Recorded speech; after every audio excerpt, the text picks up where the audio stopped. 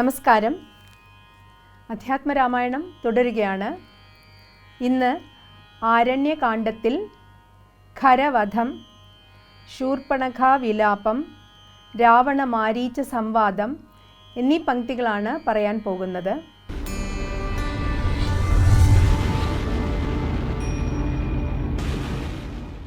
രാക്ഷസപ്രവരനായേടിനി ഖരൻ മുമ്പിൽ പക്ഷമറ്റവനിയിൽ പർവ്വതം വീണ പോലെ വീർത്തേറ്റം വിറച്ചലറി സദ്ഗതം ആർത്തി പൂണ്ടോർത്തു ഭീത്യാം ചൊല്ലിനാളവളപ്പോൾ. മർത്യന്മാർ ദശരഥപുത്രന്മാരിരുവരുണ്ടുത്തമ ഗുണവാന്മാരെത്രയും പ്രസിദ്ധന്മാർ. രാമലക്ഷ്മണന്മാരെന്നവർക്ക് നാമമൊരു കാമിനിയുണ്ടു കൂടെ, സീത എന്നവൾക്കു പേർ. എന്നിവ കേട്ടു ഖരൻ കോപത്തോടുര ചെയ്താൻ. ദുർനയമേറെയുള്ള മാനുഷാധമന്മാരെ കൊന്നുമൽഭഗിനിക്ക് ഭക്ഷിപ്പാൻ കൊടുക്കണം എന്നതിനാശു 14 പേർ പോക നിങ്ങൾ. അങ്ങു ചെന്നേറ്റ നേരം രാമസായങ്ങൾ കൊണ്ടങ്ങിനി വരാതെ വണ്ണം പോയാർ തെക്കോട്ടവർ. ശൂരനാം ത്രിശിരസും പടയും പുറപ്പെട്ടു. വീരനാം ദൂഷണനും ഖരനും നടകൊണ്ടു. രാമബാണങ്ങൾ കൊണ്ടും ഖരബാണങ്ങൾ കൊണ്ടും ഭൂമിയും ആകാശവും കാണരുതാതെയായി. ഖരദൂഷണ ത്രിശിരാക്കളാം നിശാചരവരരും 14,000 മരിച്ചത് നാഴിക 3.25 കൊണ്ടു. രാഘവൻ തന്നാൽ ഊഴിയിൽ വീണാളല്ലോ രാവണ ഭഗിനിയും. മരിച്ച നിശാചരർ 14,000 ധരിച്ചാരല്ലോ ദിവ്യവിഗ്രഹമതു നേരം. ജ്ഞാനവും ലഭിച്ചിതു രാഘവൻ പക്കൽ നിന്നു.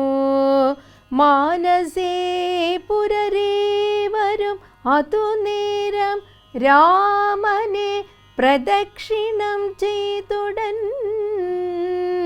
നമസ്കരിച്ചാമോദം പൂണ്ടുകൂപ്പി സ്തുതിച്ചാർ പലതരം.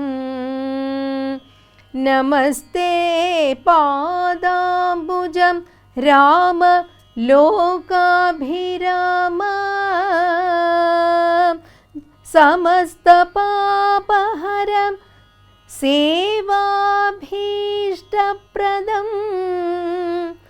നമസ്തേശ്വര ദയാവാരിധേ രഘുപതേ. രമിച്ചീടണം ചിത്തം ഭവതി രമാപതേ. ത്വൽപാദാംബുജം നിത്യം ധ്യാനിച്ച് മുനിജനമുദ്ഭവ മരണ ദുഃഖങ്ങളെ കളയുന്നു. പരമാത്മാവ് പരബ്രഹ്മാനന്ദാത്മകം പരമം ധ്യാനിക്കുമ്പോൾ കൈവല്യം വന്നുകൂടും. ഇവണ്ണമുപദേശം ചെയ്ത് മോക്ഷവും നൽകി ദേവദേവേശൻ ജഗൽകാരണൻ ദാശരഥി രാഘവൻ 3.25 നാഴിക കൊണ്ടു കൊന്നാൽ വേഗേന 14,000 രക്ഷോബലം. സൗമിത്രി സീതാദേവി തന്നോടു കൂടെ വന്നു രാമചന്ദ്രനെ വീണു നമസ്കാരവും ചെയ്താൻ. രാവണ ഭഗിനിയും രോദനം ചെയ്ത് പിന്നെ രാവണനോടു പറഞ്ഞിടുവാൻ നടകൊണ്ടാൾ. എന്തിതു വത്സേ ചൊല്ലിയിടെന്നോടു പരമാർത്ഥം ബന്ധമുണ്ടായതെന്തു വൈരൂപ്യം വന്നിടുവാൻ. കേട്ടതില്ലയോ ഖരദൂഷണ ത്രിശിരാക്കൾ കൂട്ടമേ 14,000 മുടിഞ്ഞതും. പ്രഹരാർത്ഥേന രാമൻ വേഗേന ബാണഗണം പ്രഹരിച്ചൊടുക്കിനാനെന്തൊരു കഷ്ടമോർത്താൽ. ശ്രീരാമോത്സംഗേ വാഴും ഭാമിനി തന്നെ കണ്ടാൽ നാരികളൗവണ്ണം മറ്റില്ല ലോകത്തിങ്കൽ. വിസ്മയം രാമനുടെ വിക്രമം വിചാരിച്ചാൽ കന്നൽ നേർമിഴിയാളാം ജാനകി ദേവി ഇപ്പോൾ നിന്നുടെ ഭാര്യയാകിൽ ജന്മസാഫല്യം വരും. രാമനോടേറ്റാൽ നിൽപ്പാൻ നിനക്കു ശക്തി പോരാ. സോദരീ വചനങ്ങളിങ്ങനെ കേട്ട ശേഷം സാക്ഷാൽ ശ്രീനാരായണൻ രാമനെന്നറിഞ്ഞത്. രാക്ഷസപ്രവരനും പൂർവവൃത്താന്തമോർത്താൻ വിദ്വേഷബുദ്ധ്യാ രാമൻ തന്നെ പ്രാപിക്കേയുള്ളൂ. ഭക്തി കൊണ്ടെന്നിൽ പ്രസാദിക്കയില്ല അഖിലേശൻ.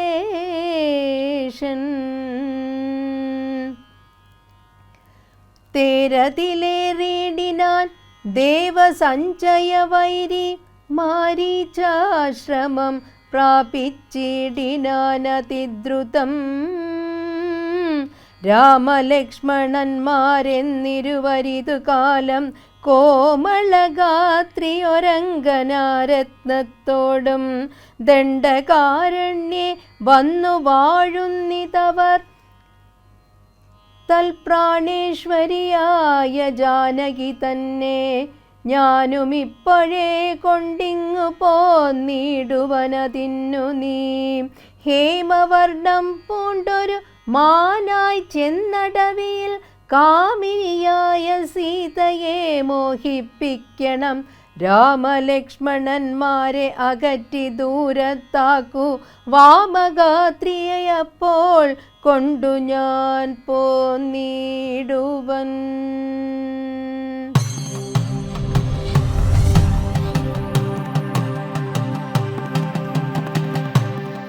പ്രിയ സജ്ജനങ്ങൾക്ക് ഏവർക്കും രാമായണ മാസത്തിലേക്ക് സ്വാഗതം. ശ്രീരാമചന്ദ്രൻ വിജയിക്കട്ടെ. നമ്മൾ ഇന്ന് ചിന്തിക്കുന്നത് ശ്രീരാമചന്ദ്രൻ മഹാദേവൻ്റെ സ്വയംവരത്തെക്കുറിച്ചാണ്. തൻ്റെ പൂർവ്വന്മാരുടെ ചരിത്രമെല്ലാം മനസ്സിലാക്കി ആത്മാഭിമാന ബോധത്തെ വീണ്ടും വീണ്ടും ഉയർത്തിയ രാമനോട് വിശ്വാമിത്ര മഹർഷി പറഞ്ഞു, രാമ, നിനക്ക് വിവാഹപ്രായമായിരിക്കുന്നു, നീ വിവാഹം കഴിക്കണം. വൈദേഹത്തിലെ രാജകുമാരി വൈദേഹി സീത ഉഴവുചാലിൽ നിന്ന് ലഭിച്ചതുകൊണ്ട് സീത, ജനക മഹാരാജാവിൻ്റെ പുത്രി ആയതുകൊണ്ട് ജാനകി. ആ ജാനകിക്ക് സ്വയംവരമുണ്ട്. നോക്കൂ ഭാരതത്തിൻ്റെ സവിശേഷത. സ്ത്രീക്ക് ഇഷ്ടമുള്ള പുരുഷനെ യോഗ്യതയുടെ അടിസ്ഥാനത്തിൽ തിരഞ്ഞെടുക്കുവാനുള്ള സ്വാതന്ത്ര്യം ഈ മണ്ണിലുണ്ടായിരുന്നു. അതുകൊണ്ടാണ് നമ്മുടെ പൗരാണിക കാലത്തിലേക്ക് തിരിഞ്ഞു നടക്കണം എന്ന് പറയുന്നത്. ഒരു 100 വർഷം മുമ്പ് നമ്മളിന്ന് ചർച്ച ചെയ്യുന്ന ജാതീയതയും തൊട്ടുകൂടായ്മയും തീണ്ടിക്കൂടായ്മയും ഉണ്ടായിരുന്ന സമയത്ത് നമ്മുടെ സ്ത്രീകളുടെ അവസ്ഥ വളരെ ഭയാനകമായിരുന്നു, വളരെ സങ്കടകരമായിരുന്നു. പലപ്പോഴും അവർക്ക് വീട്ടിൽ നിന്നും പുറത്തിറങ്ങുവാൻ കഴിഞ്ഞിരുന്നില്ല, അവർക്ക് വിദ്യാഭ്യാസം ഉണ്ടായിരുന്നില്ല. ആ ഒരു കാലഘട്ടത്തിലെല്ലാം സ്ത്രീയുടെ വിദ്യാഭ്യാസത്തെക്കുറിച്ചൊക്കെ നമ്മുടെ നാട്ടിൽ ഒരു സുഭാഷിതം പറഞ്ഞിട്ടുണ്ട്. രൂപയൗവന സമ്പന്ന വിശാലകുല സംഭവ വിദ്യാഹീനാന ശോഭന്തേ നിർഗന്ധ ഇവ കിംശുക. രൂപം വളരെ മനോഹരമാണ്, യൗവനമാണ്, സമ്പന്നമായ കുടുംബത്തിൽ വലിയ കുലത്തിൽ ജനിച്ചവളാണ്. പക്ഷേ വിദ്യാഹീനയാണെങ്കിൽ, വിദ്യയില്ലാത്തവളാണെങ്കിൽ നിർഗന്ധം പോലെ ആയിരിക്കും. നിർഗന്ധം മുരിക്കിൻ്റെ പൂ പോലെ ആയിരിക്കും. കാണാൻ വളരെ ഭംഗിയാണ്, പക്ഷെ ഒരു പൂജയ്ക്കും ആർക്കും വേണ്ട. മുടിയിൽ ചൂടാൻ ആരും എടുക്കില്ല, ആരും മാല ഉണ്ടാക്കില്ല, മുരിക്കിൻ്റെ പൂ പോലെ ആയിത്തീരും എന്ന് മനസ്സിലാക്കുക. അപ്പോൾ സ്വയംവരമായിരുന്നു ഭാരതത്തിൻ്റെ പാരമ്പര്യം. സ്ത്രീക്ക് അങ്ങേയറ്റത്തെ മഹത്വം ഇവിടെ കൽപ്പിച്ചിരുന്നു. എത്ര നാര്യസ്തി പൂജ്യന്തേ രമന്തേ തത്ര ദേവത. എവിടെ സ്ത്രീ പൂജിക്കപ്പെടുന്നുവോ അവിടെ ദേവതമാർ സന്തോഷിക്കപ്പെടുന്നു എന്ന് പറഞ്ഞത് ഇവിടെയാണ്. അതുകൊണ്ടാണ് 33 കോടി ദൈവസങ്കല്പങ്ങളിൽ ഒരു 60% ഹിന്ദുവിന് ദേവി ഭഗവതി സങ്കല്പങ്ങളാണ്. അതുകൊണ്ട് ഹിന്ദു സ്ത്രീക്ക് രാഷ്ട്രപതിയാകാം, പ്രധാനമന്ത്രിയാകാം, രാജ്യരക്ഷാ വകുപ്പ് മന്ത്രിയാകാം, MLA ആകാം, MP ആവാം, എന്തുമാവാം. പക്ഷേ നമ്മുടെ കേരളത്തിലെ ഏറ്റവും പ്രബലമായ രാഷ്ട്രീയ കക്ഷിയുണ്ടല്ലോ, ഞാൻ രാഷ്ട്രീയം പറയുകയാണെന്ന് ധരിക്കരുത്, ഇന്ത്യൻ യൂണിയൻ മുസ്ലിം ലീഗ്. ആ മുസ്ലിം ലീഗിൻ്റെ ചരിത്രത്തിൽ ഇന്നേ വരെ ഒരു സ്ത്രീ MLA ആയിട്ടുണ്ടോ, MP ആയിട്ടുണ്ടോ, മന്ത്രി ആയിട്ടുണ്ടോ? ഉണ്ടാവില്ല. കാരണം ആ മതത്തിൻ്റെ ചിന്തകൾ അങ്ങനെയെങ്കിൽ സ്ത്രീക്ക് സ്വാതന്ത്ര്യമില്ല എന്ന് പറയുന്നത് ഭാരതത്തിൻ്റെ ചിന്തയല്ല. ഭാരതത്തിൽ എത്ര പ്രാധാന്യം രാമനുണ്ടോ അത്ര തന്നെ സീതയ്ക്കുമുണ്ട്.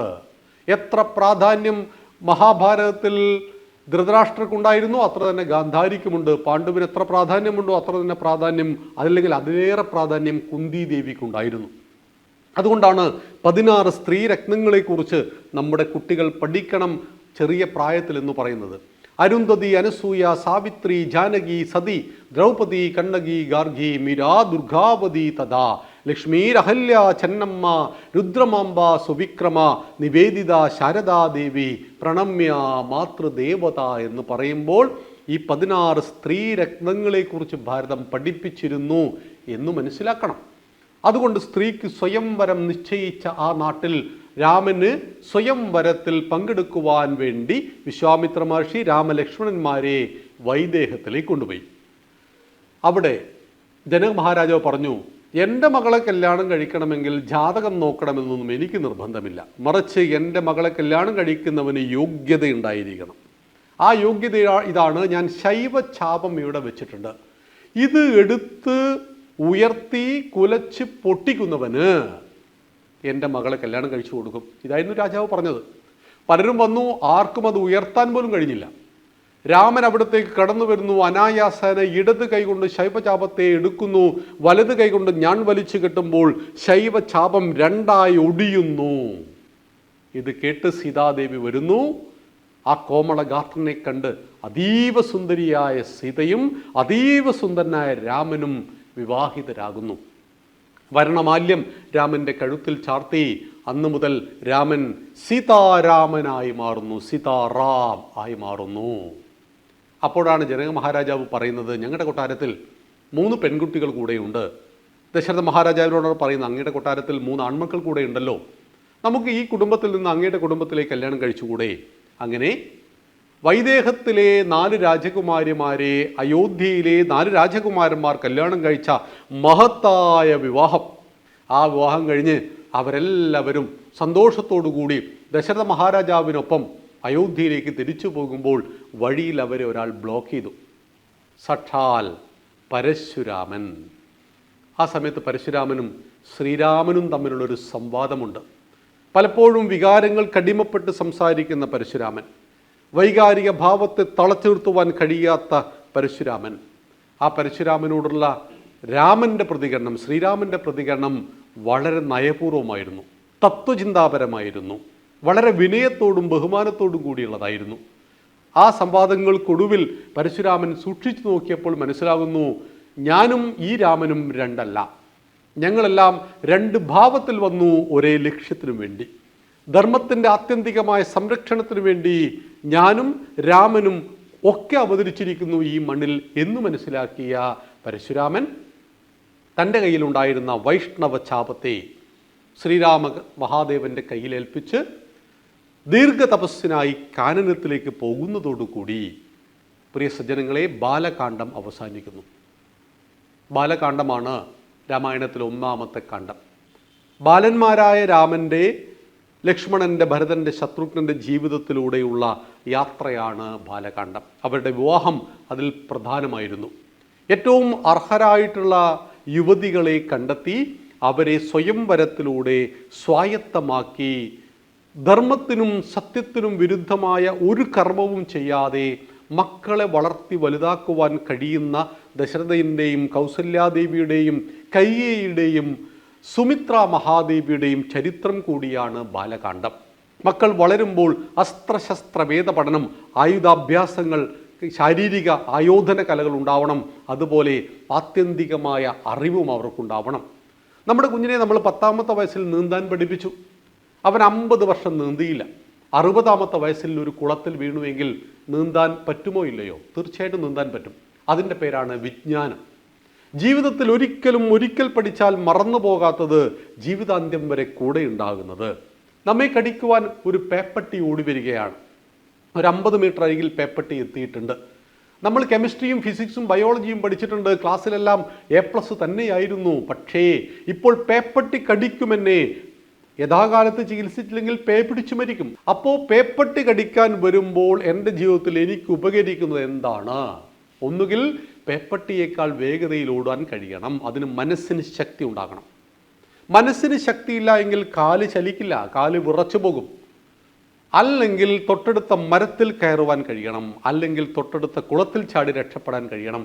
ഇത് മാത്രമേ ഒരു പ്രതിസന്ധി ഘട്ടത്തിൽ, പേപ്പട്ടി കടിക്കാൻ വരുന്നു എന്നത് ജീവിതത്തിലെ വലിയൊരു പ്രതിസന്ധിയാണ്. ഈ പ്രതിസന്ധി ഘട്ടത്തിൽ നമുക്ക് തുണയാകുന്ന ഈ വിദ്യയുടെ പേരാണ് വിജ്ഞാനം എന്നറിയണം. മരണം വരെ കൂടെ ഉണ്ടാകുന്ന അറിവ്, കൊടുത്താലും തീരാത്തത്, ആരും മോഷ്ടിച്ചു കൊണ്ടുപോകാത്തത്. അതുകൊണ്ടാണ് സോക്രട്ടീസ് പറഞ്ഞത് wisdom is the best kind of riches എന്ന്. നമുക്ക് ഒരുപാട് ധനങ്ങളുണ്ട്. ആ ധനങ്ങളിൽ ഏറ്റവും പ്രധാനപ്പെട്ട ധനമാണ് അറിവ്. ആ അറിവിനെ ആർജിച്ചു രാമനും ലക്ഷ്മണനും ഭരതനും ശത്രുഘ്നും ബാല്യകാലത്ത്. 10 വയസ്സിനുള്ളിൽ നാം ആർജിക്കുന്ന അറിവ്, അതുകൊണ്ടാണ് ഡോക്ടേഴ്സ് പറയുന്നത് ഇംപ്രിന്റിംഗ് പീരീഡ്. ആ കുട്ടിയുടെ ഉള്ളിൽ നമ്മൾ എന്താണോ പ്രിന്റ് ചെയ്യുന്നത് അത് ആ കുട്ടിയുടെ സംസ്കാരമായി തീരും. രാവിലെ കാക്ക കരഞ്ഞു, കുയില് കൂകി എന്ന് പറയുമ്പോൾ കാക്കയുടെ കരച്ചിൽ അസ്വസ്ഥതയും കുയിലിൻ്റെ കൂകൽ ആനന്ദത്തെയും പ്രദാനം ചെയ്യുന്നത് കേൾവി ഒരു സംസ്കാരമായതുകൊണ്ടാണ്. നാം വീട്ടിലെത്തിയപ്പോൾ 2 കാഴ്ചകൾ, അന്ന് കണ്ട 2 കാഴ്ചകൾ ഓർമ്മ വന്നു. ഒരു വണ്ടി കയറിയിട്ട് ഒരു പാമ്പ് ചതഞ്ഞരഞ്ഞു പോയതും ഒരു റോസാപ്പൂവിൻ്റെ തോട്ടവും. ഇത് ഓർമ്മ വന്നത് ഭക്ഷണം കഴിക്കുമ്പോഴാണ്. രണ്ടും അലോസരത്തെ ഉണ്ടാക്കുന്നു, ഒന്നെങ്കിൽ ഒന്ന് ആനന്ദത്തെ ഉണ്ടാക്കുന്നു. അതായത് കാഴ്ചയും കേൾവിയുമെല്ലാം നമ്മുടെ സംസ്കാരത്തിൻ്റെ രൂപമാണ്, സംസ്കാരത്തെ സ്വായത്തമാക്കുവാനുള്ള വഴികളാണ്. അപ്പോഴാണ് രാമായണത്തിലെ ഒന്നാമത്തെ കാണ്ഡമായ ബാലകാണ്ഡത്തെ പ്രിയമുള്ളവരെല്ലാവരും സമഗ്രമായി പഠിക്കേണ്ടതുണ്ട്. കാരണം ബാലകാണ്ഡം ഒരു കുഞ്ഞിൻ്റെ ജീവൻ എങ്ങനെയാണ് ഏറ്റവും ഉന്നതമായി വളരുന്നത്, ചുട്ടയിലെ ശീലം ചുടല വരെ എന്ന് പറയുന്നത് അതുകൊണ്ടാണ്. ബാല്യകാലത്ത് നാം പഠിച്ചു വളരുന്ന ശീലങ്ങളും നാം സ്വായത്തമാക്കുന്ന വിദ്യകളും മരണം വരെ നമുക്കൊപ്പം ഉണ്ടാകുമെന്ന് ബാലകാണ്ഡം നമ്മെ പഠിപ്പിക്കുന്നു. നാളെ നമുക്ക് അയോധ്യാകാണ്ഡത്തെക്കുറിച്ച് ചിന്തിക്കാം. ശ്രീരാമചന്ദ്രൻ വിജയിക്കട്ടെ. നന്ദി, നമസ്കാരം.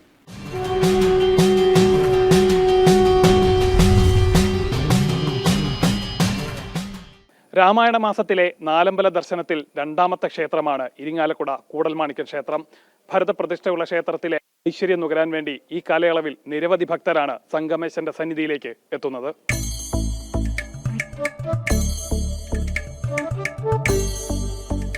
നാലമ്പല ദർശനത്തിൽ തൃപ്രയാറിൽ നിന്നും ഭക്തർ എത്തേണ്ടത് ഇരിങ്ങാലക്കുട കൂടൽമാണിക്യം ക്ഷേത്രത്തിലാണ്. ഭരതനാണ് വിഗ്രഹം. ഉപദേവതമാരില്ല. 3 കൈകളിൽ കോദണ്ഡം, ചക്രം, ശംഖ് എന്നിവയും അഭയമുദ്രയോടുകൂടിയ പ്രതിഷ്ഠ. ഇരുനില വട്ട ശ്രീകോവിലിൽ കിഴക്ക് ദർശനമായി നിലകൊള്ളുന്നു.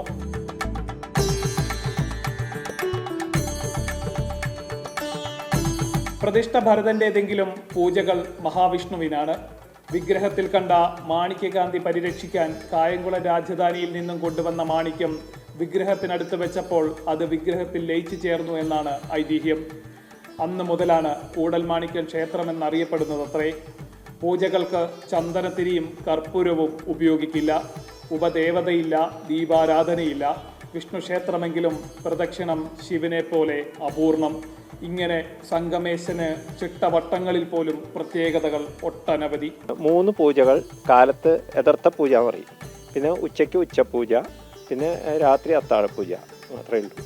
പിന്നെ ഇവിടെ പന്തീരടി പൂജ, ഉഷപ്പൂജ ഒന്നുമില്ല. പിന്നെ ഇവിടെ മേടമാസം ഉത്രനാളിൽ കൊടിയേറിയാൽ തിരുവോണം ആറാട്ടിന് കണക്കാക്കി 10 ദിവസത്തെ അതിഗംഭീര ഉത്സവം എല്ലാ കൊല്ലം നടക്കാറുണ്ട്.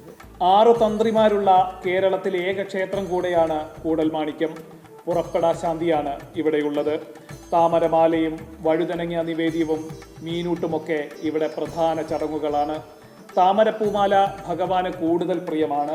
താമരമാല ചാർത്തി പ്രാർത്ഥിച്ചാൽ സർവ്വവിഘ്നങ്ങളും മാറിക്കിട്ടുമെന്നാണ് വിശ്വാസം. കൂടൽമാണിക്യ സ്വാമിയുടെ പ്രധാന വഴിപാട് എന്ന് പറയുന്നത് താമരമാലയാണ്. കാര്യസാധ്യത്തിന് വളരെ വിശേഷമാണ്. നിങ്ങൾ എന്തെങ്കിലും മനസ്സിൽ വിചാരിച്ച് താമരമാല നേർന്നാൽ അത് നടക്കാറുണ്ട്.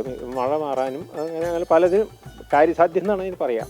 മഴ മാറി നിൽക്കാനും മഴ പെയ്യാനും ഒക്കെ കൂടൽമാണിക്യ സ്വാമിയുടെ അനുഗ്രഹത്താൽ താമരമാല നേർന്നാൽ അത് നടന്നു വരാറുണ്ട്.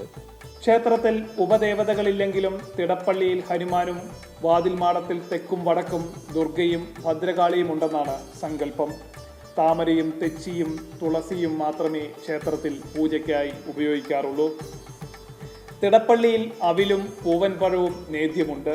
ദുർഗയ്ക്കും ഭദ്രകാളിക്കും ഉത്സവകാലത്ത് മാത്രമാണ് നേദ്യമുള്ളത്.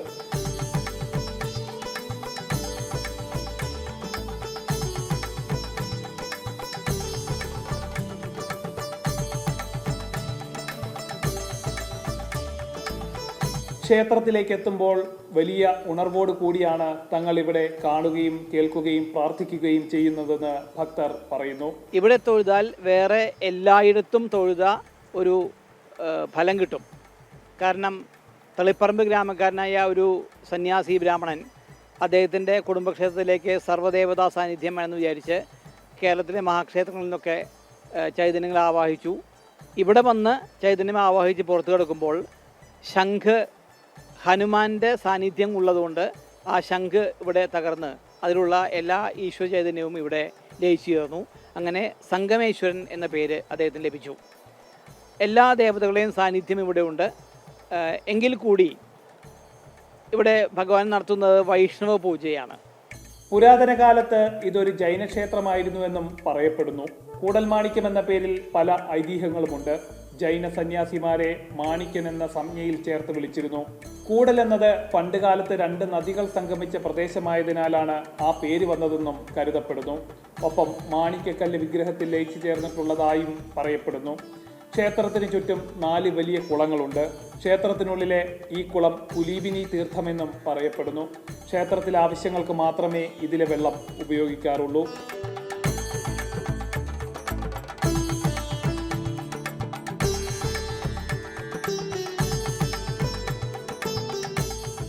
ക്ഷേത്രത്തിനുള്ളിൽ മറ്റു മഹാക്ഷേത്രങ്ങളെ പോലെ തന്നെ കേരളീയ വാസ്തുവിദ്യയുടെ പ്രത്യക്ഷ ഉദാഹരണമായ ഒരു കൂത്തമ്പലവും ക്ഷേത്ര തുല്യ പവിത്രതയോടുകൂടി നിലകൊള്ളുന്നുണ്ട്. അമ്മന്നൂർ കുടുംബത്തിനാണ് കൂത്ത് നടത്താനുള്ള അവകാശം. അത് മാധവ ചാക്യാരുണ്ടായിരുന്നു. അദ്ദേഹം മരിച്ചു പോയത്. ഇപ്പോൾ അദ്ദേഹത്തിൻ്റെ അനന്തരം കുട്ടൻ ചാക്യാരാണ് ഇപ്പോൾ കൂത്തൊക്കെ നടത്തുന്നത്. അദ്ദേഹത്തിൻ്റെ നേതൃത്വത്തിലാണ് നടത്തുന്നത്.